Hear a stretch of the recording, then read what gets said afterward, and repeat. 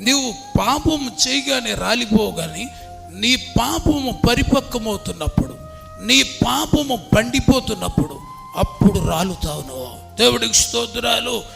కాబట్టి నీ పాపము పండే రోజు ఒక రోజు ఉంటుంది, నీ అతిక్రమాలకు లెక్క చెప్పే రోజు ఒకటి ఉంటుంది, నీ పాపానికి లెక్క చెప్పే రోజు ఒకటి ఉంటుంది.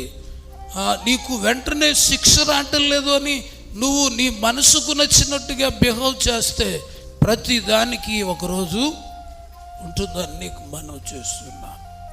కాబట్టి ఇక్కడ ఉన్నటువంటి వారు మరలా చెబుతున్నా, చెడుగా జీవించేవారు, చెడుగా బ్రతికేవారు, చెడు వ్యసనాలకు బానిసలైన వారు, మేము చెడుగా బ్రతుకుతున్నా మాకేమి శిక్ష రావటం లేదు, మాకేమి బాగానే ఉంటుంది అని అనుకుంటూ ఇంకా మొత్తానికి ఉన్న భయాన్ని కూడా వదిలేసి నువ్వు ఇంకా హృదయపూర్వకంగా ఇంకా ఎక్కువ పాపాన్ని చేస్తే చెట్టు నుంచి కాయ రాలినట్టుగా ఒకరోజు నీ పాపం పండినప్పుడు నువ్వు రాలిపోతావు.